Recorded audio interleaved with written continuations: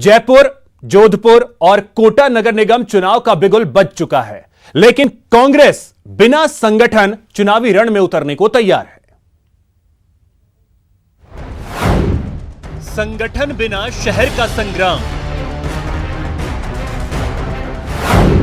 Ticket बांटने की कवायद शुरू,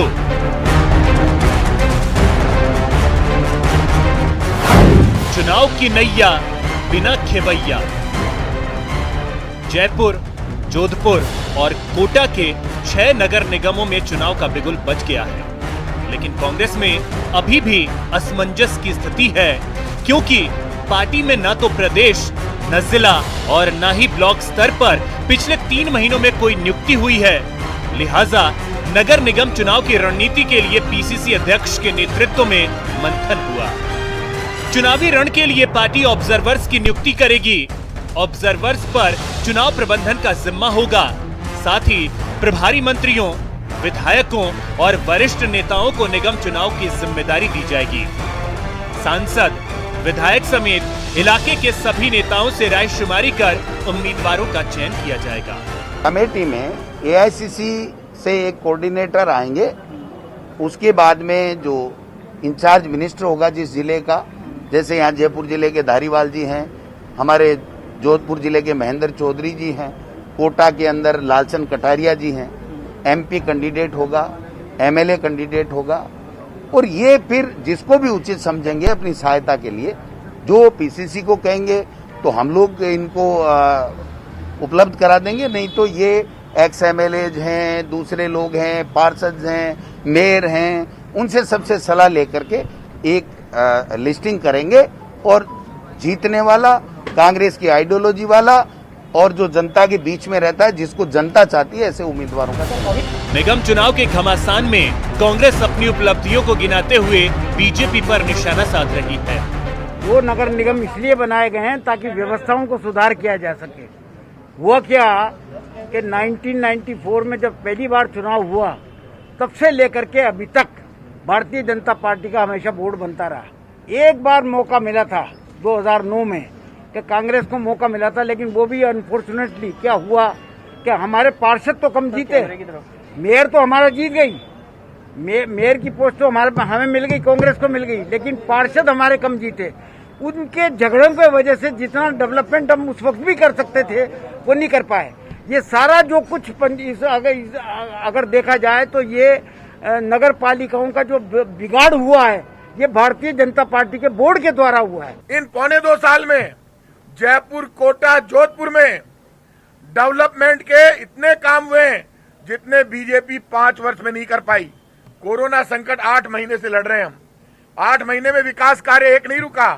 अभी राजस्थान के स्वायत्त शासन विभाग ने मुख्यमंत्री जी के जरिए जयपुर, जोधपुर, कोटा और सारी नगर पालिकाओं में सैकड़ों काम शुरू कर दिए, सैकड़ों काम खत्म कर दिए। और मैं आज आपसे कह रहा हूं, ये मौका है।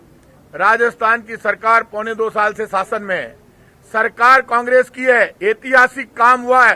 पहले नारा दिया सरकार ने, कोई भूखा नहीं सोएगा, और इस काम में कांग्रेस का वर्कर, स्वयंसेवी संस्थाएं, मंत्री अपनी जान जोखिम में डालकर लग गए। सूखे राशन के किट पहुंचाए जयपुर में लाखों। इनके एमएलए ने पैसा नहीं दिया, हमारे एमएलए ने 1.5 2 करोड़ रुपए दिए। कांग्रेस भले ही अपनी उपलब्धियां गिनाने और जीतने वाले उम्मीदवारों का चयन करने का दावा कर रही है, लेकिन संगठन में किसी के पास कोई पद नहीं है, तो पार्टी फीडबैक के लिए निचले स्तर पर किसी की जिम्मेदारी कैसे तय करेगी? यदि फीडबैक प्रक्रिया में कोई खामी रही तो पार्टी किस पर कार्रवाई करेगी? ये तमाम सवाल हैं जो नगर निगम चुनाव में कांग्रेस के लिए परेशानी का सबब बन सकती हैं। न्यूज़ 18 राजस्थान के लिए जयपुर से गोवर्धन चौधरी की रिपोर्ट। तो जयपुर, जोधपुर और कोटा नगर निगम चुनाव के ऐलान के साथ ही बीजेपी उम्मीदवारों के चयन और जीत की रणनीति बनाने में जुट गई है। शहर की सरकार का रण बीजेपी तैयार। जीत के लिए 3 लेयर सिस्टम वाली रणनीति। टिकट बांटने की कवायद शुरू। नगर निगम चुनाव के रण के लिए बीजेपी तैयार है। पार्टी की ओर से प्रत्याशियों के फीडबैक लेने का सिलसिला शुरू हो गया है। पार्टी की ओर से चुनावी संग्राम के लिए रणनीति बनाई जा रही है। इसी कड़ी में जयपुर नगर निगम में जीत की रणनीति बनाने के लिए बीजेपी प्रदेश अध्यक्ष सतीश पूनिया की अध्यक्षता में बैठक हुई, जिसमें जयपुर को लेकर विजन डॉक्यूमेंट जारी करने पर मंथन हुआ। इस दौरान बीजेपी प्रदेश अध्यक्ष ने पिछले 1.5 साल तक जयपुर निगम पर काबिज रही कांग्रेस पर जमकर निशाना साधा। पिछले 1.5 बरस में निगम की तरफ से कोई वर्क ऑर्डर जारी नहीं हुआ। जो पुराने वर्क ऑर्डर थे उनको इनके विधायकों ने इन्फ्लुएंस करके वो काम जरूर शुरू कराए।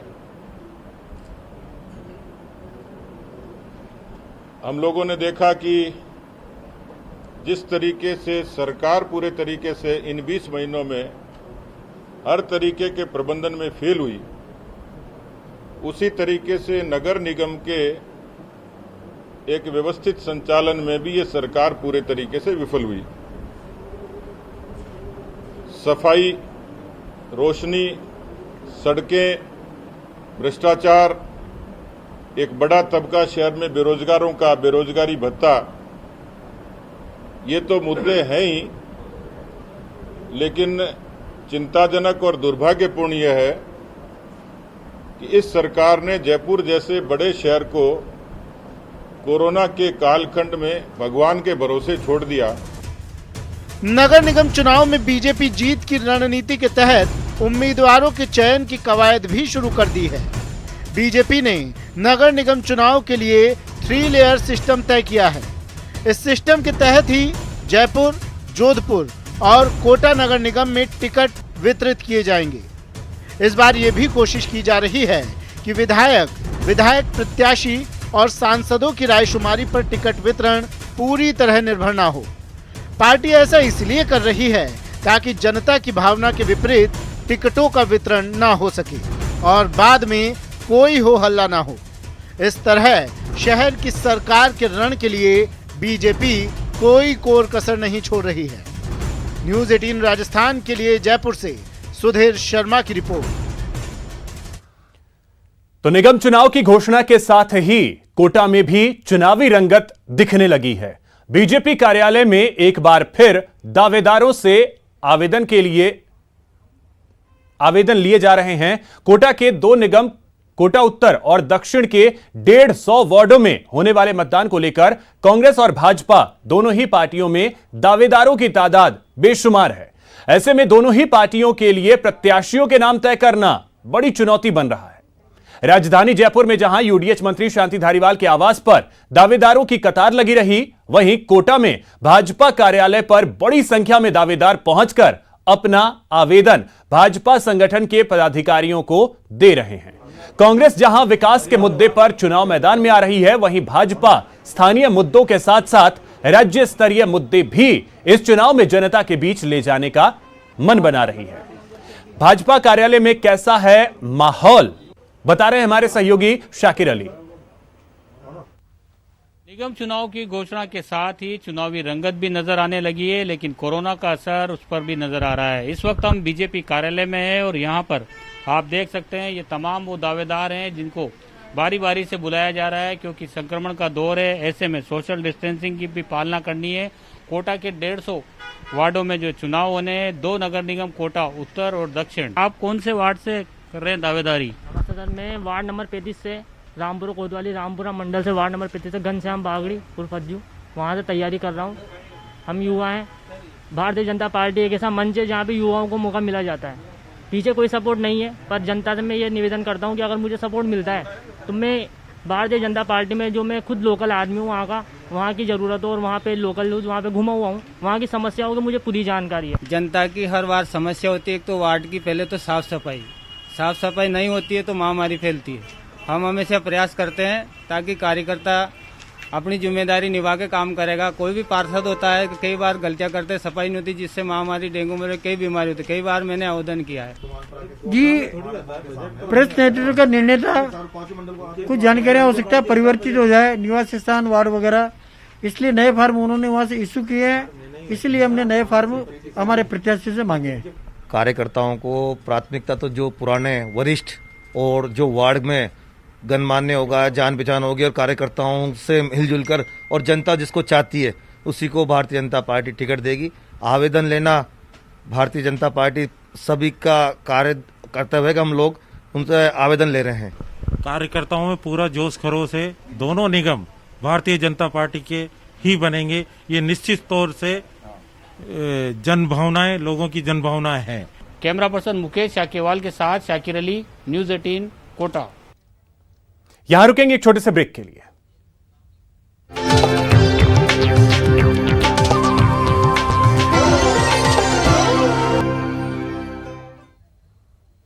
ब्रेक के बाद आपका स्वागत है और अब बुलेटिन में बात उस खबर की जिससे बेखबर रहने का जोखिम आप कभी नहीं उठा सकते। राजस्थान में सबसे ज्यादा रेप। पिछले 10 साल में रिपोर्ट हुए रेप केसों की संख्या में 295% की बढ़ोतरी। राजधानी जयपुर सबसे ज्यादा असुरक्षित।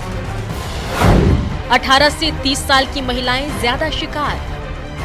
बहन बेटियां अगवा की जा रही है, वहशत का शिकार बन रही है, जिससे उनका घर से निकलना दूभर हो गया है। तो क्या बेटी बचाओ बेटी पढ़ाओ राजस्थान के लिए लागू नहीं है? एनसीआरबी के हालिया आंकड़ों को माने तो ऐसा ही है। जी हाँ, सुनने में भले ही अजीब लगे लेकिन सच यही है। महिला अत्याचार और दुष्कर्म के बढ़ते मामले जिम्मेदारों की कथनी और करनी का फर्क उजागर कर रहे हैं, जबकि महिलाओं को न्याय दिलाने में अहम भूमिका निभाने वाला राज्य महिला आयोग 2 साल से ज्यादा समय से क्वारंटीन में चल रहा है। 2 साल से महिला आयोग राजस्थान का क्वारंटाइन हो रहा है। कोई व्यवस्था नहीं है, अधिकारी हैं पर अध्यक्ष और सदस्य के नहीं होने से कोई सुनवाई नहीं हो रही थी। राज्य महिला आयोग में अध्यक्ष और सदस्यों की नियुक्ति नहीं होने के चलते पेंडिंग मामलों की संख्या लगातार बढ़ती जा रही है। न्याय की उम्मीद में बड़ी संख्या में महिलाओं की शिकायतें तो आयोग में आ रही है, लेकिन उनका समय पर निपटारा नहीं हो पा रहा है। जब मैं आयोग संभाली थी तो 32,000 की पेंडेंसी मुझे मिली थी। मैं उसको 0 करके निकली थी और जो हमारे समय के प्रॉब्लम आए थे उन सबको मैंने रिजल्ट ओरिएंटेड करके आयोग छोड़ा था। आज यदि आप 2 साल बाद चेक करेंगे आयोग की स्थिति तो पेंडेंसी मुझे लगता है 50,000 के करीब हो गई होगी। कमोबेश ऐसे ही विचार आयोग की ही पूर्व अध्यक्ष लाट कुमारी जैन के भी हैं। जैन का कहना है कि आयोग में अध्यक्ष का पद इतने लंबे समय से खाली रहना गंभीर चिंता का विषय है। जो रजिस्ट्रेशन हो रहा है वो तो अच्छी बात है कि कम से कम महिला की कंप्लेन रजिस्टर्ड हो रही है, उसको इधर उधर भटकना नहीं पड़ेगा। अब इसमें रजिस्ट्रेशन के बाद जो सारी प्रक्रिया है, legal battle is not easy. महिला आयोग को सिविल कोड की शक्तियां हासिल है, जिससे इसका पुलिस और दूसरी संस्थाओं पर दबाव रहता है। महिला आयोग अगर सशक्त होगा तो पुलिस जैसी संस्थाएं महिला अपराधों के प्रति सतर्क रहेंगी। लिहाजा जैसे दूसरी संवैधानिक संस्थाओं में कार्यकाल खत्म होने से पहले ही नियुक्ति की फाइल चल जाती है, वही प्रक्रिया महिला आयोग में भी अपनाई जाने की मांग उठने लगी है।